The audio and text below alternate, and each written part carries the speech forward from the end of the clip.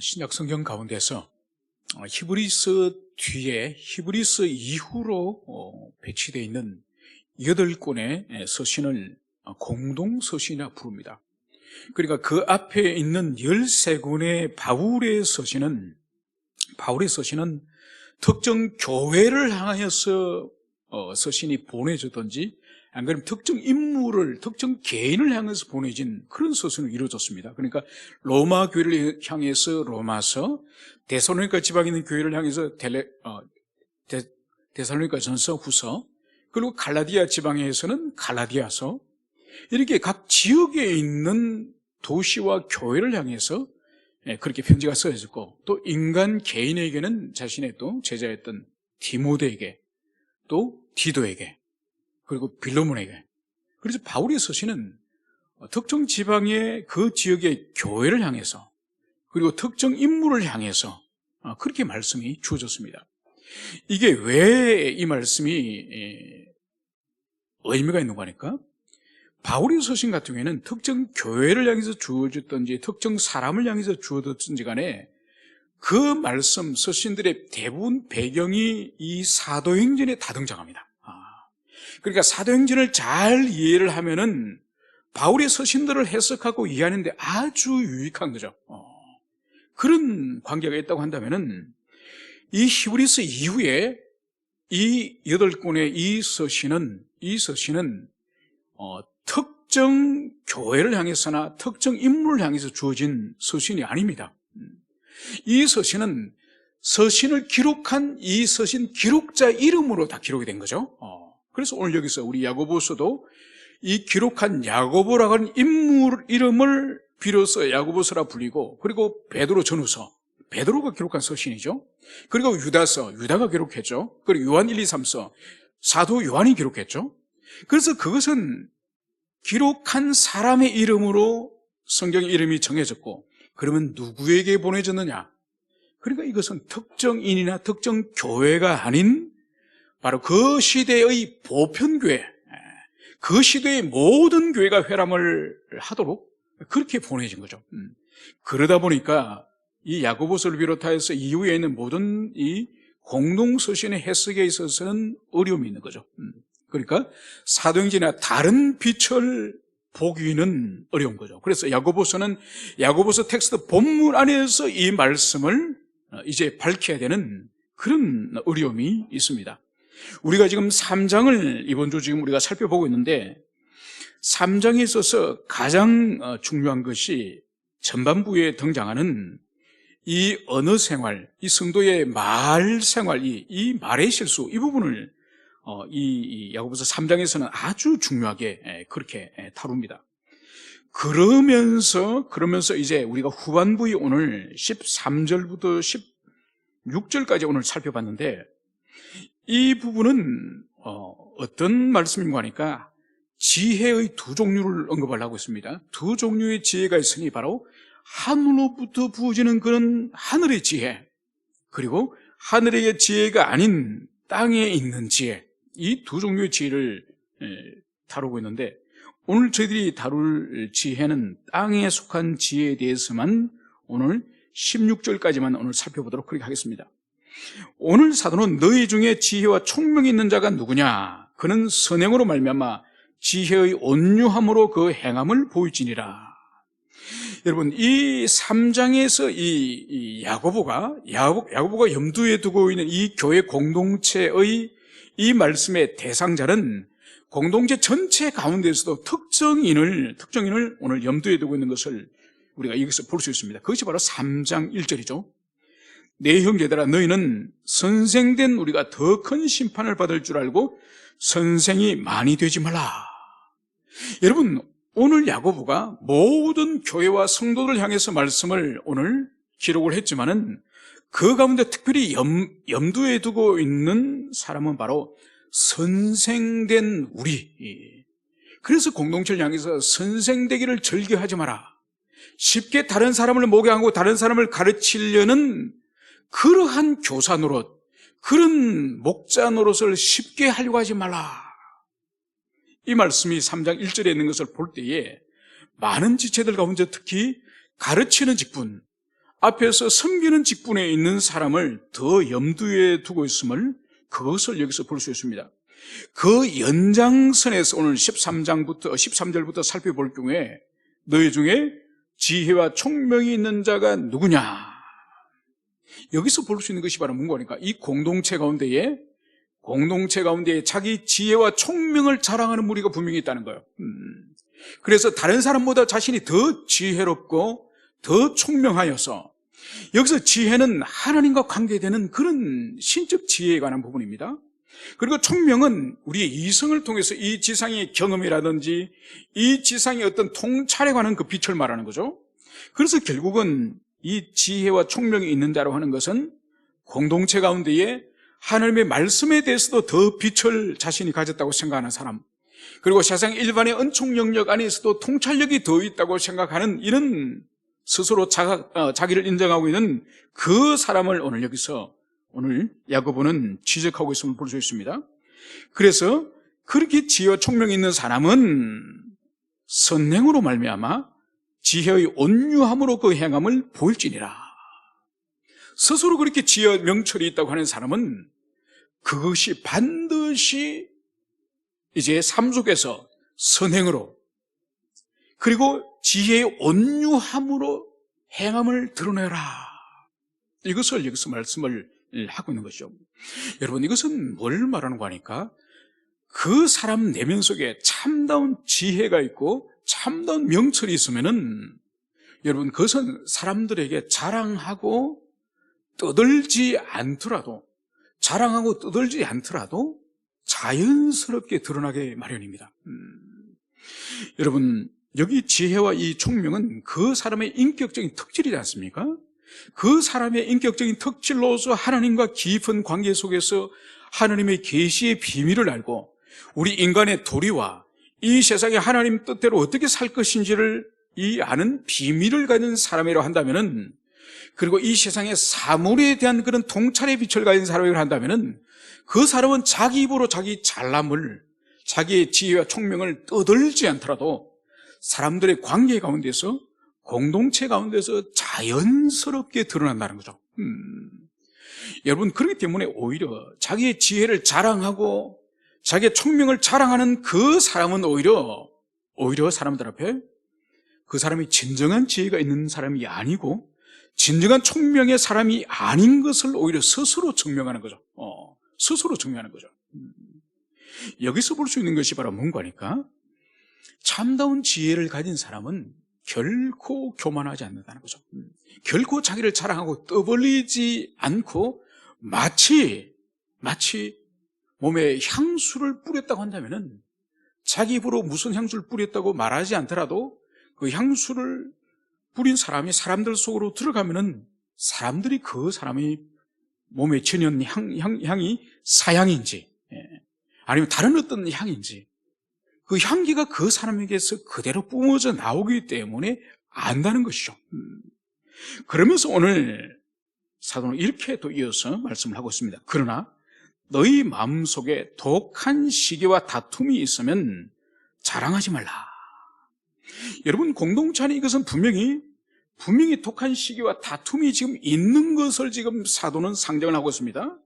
여러분, 이 본문 또한 이 공동체 안에 자기의 잘남을 주장하는, 자기의 지혜롭고 명철함을 주장하는 그 사람들을 좀 염두에 두고 있습니다. 그래서 너희 마음속에 독한 시기와 다툼이 있으면 자랑하지 말라. 여기서 마음속에 독한 시기, 여러분, 우리 성경은 시기라고 번역을 하고 있는데, 이 헬라 단어가 이게 젤로스예요, 젤로스. 이 젤로스가 뭔가 하니까, 여러분, 복음서에 보면 셀로 땅이라는, 여러분 들었던 기억이 있으시죠, 그죠? 셀로 땅, 열심당, 그죠? 그래서 이 열심당이 예수님 시대 때도 유대인들이 로마로부터 독립을 하려고 로마의 앞잡이라든지 이 로마의 이 군대를 습격하여서 죽이는, 그래서 그런 열정을 가졌다고 그래서 셀로 땅, 열심당이라 부르지 않습니까? 그래서 이 젤로스, 이 열심 자체가 가지고 있는 이 단어적인 의미는 사실은 중립적입니다. 그래서 사람들이 교회 안에서도 신앙적으로 열정 자체가 나쁘다, 열정 자체가 좋은 거다 이렇게 말할 수 없죠. 그 열정이 방향성이 어떤 방향을 가지고 있는 열정인가. 그러니까 올바른 방향, 하나님이 분명히 주신 사명과 하나님이 주시는 목표를 향해서 달려가는 열정이라면 얼마나 귀합니까? 얼마나. 여러분, 그래서 우리 그 선교 초기에, 우리 한국교회 선교 초기에 보면은 얼마나 열정적으로 하나님을 위해서 자기 인생 전체를 던진 사람들이 많은지 모릅니다. 그래서 한국 교회의 선교사들이 이 조선 땅에 들어오기도 전에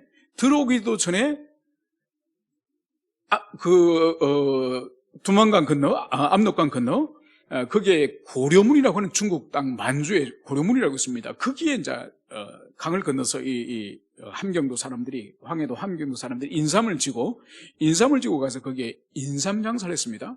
그래서 고려문에서 많은 이 조선의 인삼을 거래했는데, 그때 인삼 장수 가운데서 중국에서 이 역병에 황토병이 걸린 거예요. 그래서 죽게 됐습니다.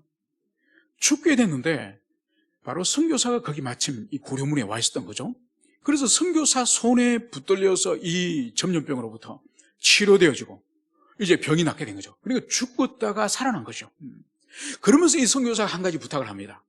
당신은 강 건너 조선에서 왔는데 그 압록강 건너 우리는 지금 조선 국부에 따라서 갈 수는 없고 당신의 나라 언어를 우리에게 알려달라. 그리고 조선말을 가르쳐달라. 그러면 조선말을 배워서 우리가 조선말로 성경을 번역을 하겠다.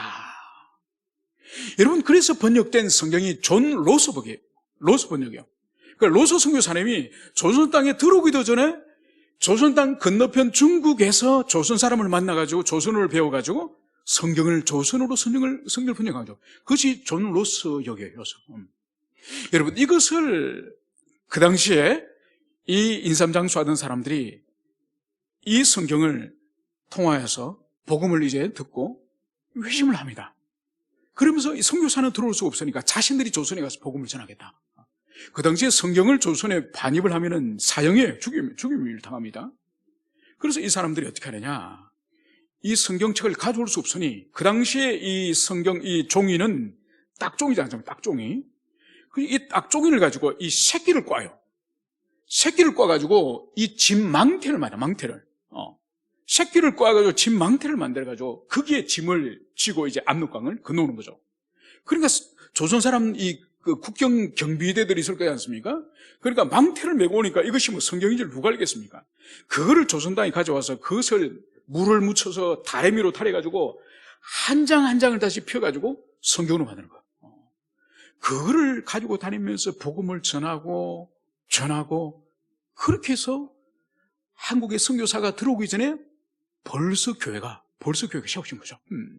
여러분 보십시오. 로서 선교사님도 병자를 고칠 뿐만 아니라 그 병자가 사용하는 조선어를 배우기 위해서 그 열정을 가지고, 그러니까 그 사람이 한글에 대해서 어떤 특별한 그런 가르치는 티칭의 훈련을 받은 것이 아니지 않습니까? 그러니까 인삼장수가 어떤 한글을 제대로 가르칠 수가 있겠습니까? 양반도 아닌데. 그래도 그 사람한테 한글을 배웠고, 또 이 인삼장수들은 성경을 메고 들어오면은 그것이 죽음인데도 그렇게 메고 들어왔고, 그리고 인삼을 팔러 또 조선 땅을 돌아다니는 곳마다 다 복음을 전했으니 그들에도 이 열정이 없이는 어떻게 그 일을 하겠습니까? 여러분, 그래서 열정은 아주 바른 방향으로 사용되어지면 너무너무 귀한 거예요.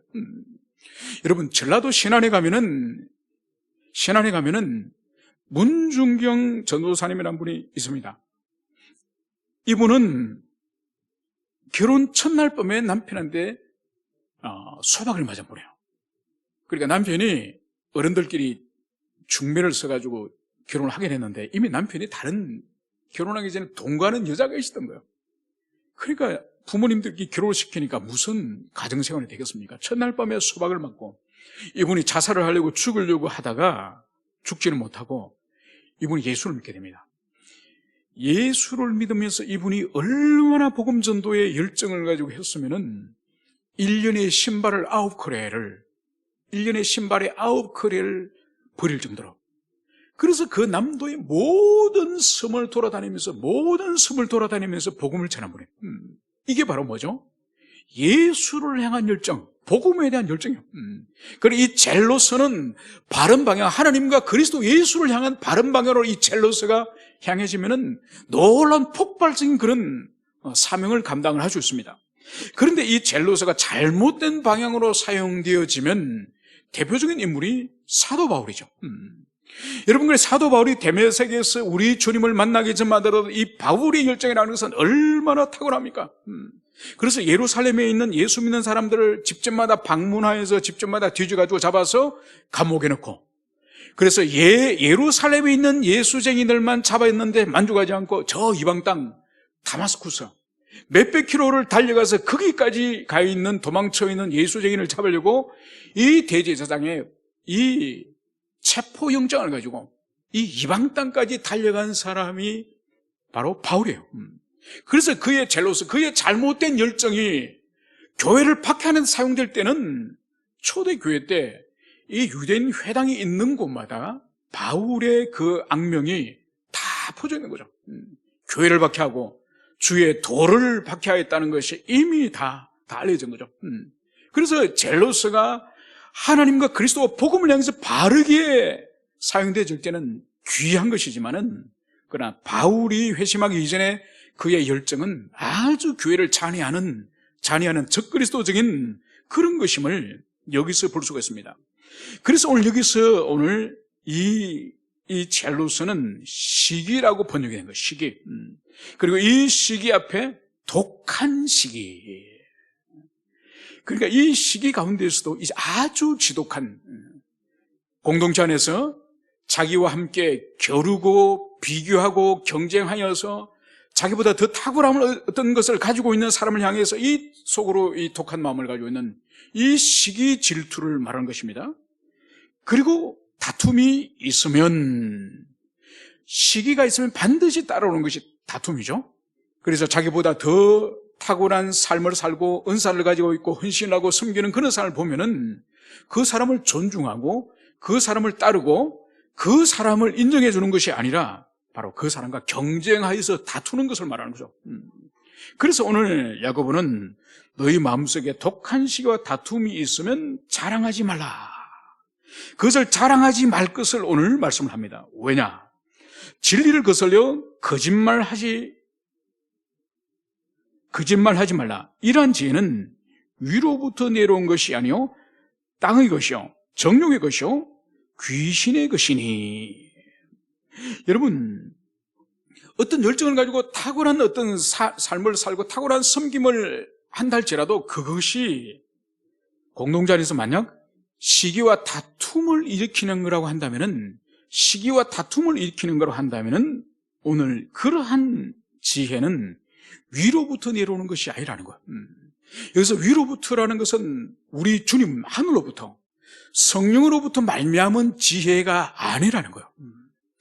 여러분, 지혜가 탁월한 사람들이 사실 세상에도 있고 또 교회 안에서도 탁월한 지혜를 가진 그런 사람들을 왕왕 볼 수가 있습니다. 그런데 지혜는 분명히 탁월하게 있는데 다른 사람과 비교할 수 없을 정도로 그런 명철함과 지혜를 가지고 있는데, 문제는 그 사람이 가는 곳마다 시기와 다툼이 있는 그런 사람들이 있다는 거죠. 그것은 오늘 절대로 하늘로부터 주어진 그런 지혜가 아니라는 것입니다. 여러분, 이 본문과 관련해서 우리가 생각할 수 있는 가장 대표적인 한 사람을 들라고 한다면 구약 성경 열왕기 사무엘하에 가면은 아히도빌이라는 사람이 있습니다. 이 아히도빌은 매우 지혜로운 사람이에요. 그리고 이 아히도빌이 얼마나 지혜로운가 하니까 다윗이 아히도빌의 입에서 어떤 계략이나 어떤 계획을 말하면은 하나님의 말씀으로 다윗이 받아들일 정도입니다. 그리고 다윗의 아들이었던 압살롬, 이 압살롬이 또 이 아히도빌이 어떤 계획을 세우거나 어떤 말을 하면은 이 압살롬 또한 자기 아버지 다윗처럼 이 아히도벨의 말을 하나님의 말씀으로 받아들였다고 말할 정도로 이 아히도벨의 지략이라는 것은, 그러니까 사람들이 볼 때는 보통 사람을 초월하는 그 탁월한 지혜를 가지고 있었습니다. 그래서 왕인 이 다윗 왕도 그리고 그의 아들 왕자 압살롬도 아이도벨의 이 계략을 하나님의 말씀으로 받아할 정도였다고 하니 얼마나 그 사람의 탁월한 지혜를 가지고 있습니까? 그런데 이 사람의 지혜가 모두가 하나님의 지혜가 아닙니다. 그러니까 압살롬이 반란을 일으키지 않습니까? 반란을 일으키면서 이 반란의 이 모사, 이 반란을 기획하고 반란을 주도하고 이 반란을 이제 압살롬에게 방법을 전략을 코칭하는 사람이 이 아이도벨이죠. 그래서 아버지 다윗을 이제 쫓아내고 이 예루살렘 성으로 이제 진격해 들어가지 않습니까? 진격해 들어가면서 이 아이도벨은 압살롬에게 한 가지를 제언합니다. 이 제언이 뭐냐? 바로 아버지가 도망을 치면서 이제 궁궐이 비었는데 그 궁궐을 지키도록 후궁을 몇 사람 남겨두고 간 거예요. 후궁을. 그래서 이 아이도벨이 다윗 왕이 후궁을 두고 갔으니 이제 왕은 이제 이 압살롬은 왕궁 옥상으로 올라가서 아버지의 후궁을 취하소서. 여러분 이것은 뭔가 고대 시대 때 이 선대의 왕이 죽으면 그 남겨진 후궁들이라든지 첩이라든지 이 여인들이 그 다음 왕위 계승을 하는 왕이 취하는 그런 관습이 사실 고대 시대 때 있었습니다. 그래서 이 아이도벨이 이 압살롬에게 바로 당신의 아버지 다윗 왕의 후궁들을 첩들을 이제 당신이 취하십시오. 그러므로 말미암아서 이제 당신은 공식적으로 이제 다윗을 이어서 공식적으로 당신이 이제 후임 왕이 되는 것입니다. 왕위의 정통성을 이제는 확고히 하는 것입니다. 그런 백성들이 당신을 이제 왕으로 인정할 것입니다. 이런 모략을 내는 거죠, 모략을. 여러분, 이런 모략을 이 압살롬은 어리석게도 그때도 또한 받아들입니다. 그때도 받아들이는 거죠. 여러분, 이것은 절대로 하늘로부터 주어진 지혜가 아닙니다. 아이도벨이 그전에는 어떤 지혜로 다윗을 도움을 줬는지 모르지만은 결코 이것은 하늘의 지혜가 아닌 거죠. 이것은 하나님의 계명을 모세 율법에 근거해서도 명백하게 이것은 죄인데 압살롬은 어리석게 그러한 지혜를 받아들이는 거죠. 그래서 오늘 보십시오. 이러한 지혜, 이 탁월한 이 지혜를 할지라도 위로부터 내려오는 것이 아니요 땅의 것이요 정욕의 것이요 귀신의 것이니. 여러분, 그래서 어떤 탁월한 어떤 방식으로서 일을 추진해 나갈 때에 공동체 안에서 만약 시기와 질투가 있고 다툼이 있는 거라고 한다면은 그것은 하늘로부터 주어진 그런 지혜가 아닌 것이죠. 그것은 땅에 속하고 그것은 육체 정욕에서 나온 것이고 그것은 바로 귀신으로부터 사단으로부터 나온 것이다. 이 말씀을 여기서 하고 있습니다. 여러분, 그렇기 때문에 교회 안에서 어떤 사역을 진행함에 있어서 무슨 아웃리치를 간다든지 아니면 교회가 건축을 한다든지 교회가 복지관을 구입한다든지 어떤 사역을 진행함에 있어서 만약 교회 안에서 다툼이 일어나고 시기 질투가 일어나서 교회가 이제 뜻이 나누어진다면은 여러분 어떻게 했으면 좋겠습니까? 그래도 밀고 나가는 것이 좋겠습니까? 아니면 다수결에 따라서 따라갑시다고 말하는 게 좋겠습니까? 아니면은 기도하면서 더 뜻이 하나로 모아질 때까지 기다리는 것이 좋겠습니까? 기다려야죠. 왜냐하면은 세상은 다수결로 가고 그리고 세상은 어떤 일을 목표를 성취하는 것 자체가 목적일 수도 있지만은 그리스도 교회는 우리 주님의 몸이에요. 우리가 주의 몸이기 때문에 주의 몸을 찢는 일은 해서는 안 되는 것이죠. 그래서 다른 것은 희생을 하더라도 몸을 찢는 것을 희생을 해서는 안 되는 거죠. 그래서 복지가 늦게 지으면 어떻습니까? 기도원 늦게 지으면 어떻습니까? 그리고 교회 건축을 좀 늦게 하면 어떻습니까? 여러분, 이런 것은 다 미루고 양보하고 미룰 수 있어요. 그러나 교회가 찢어지는, 지체들이 찢어지는 이 일은 해서는 안 되는 거죠.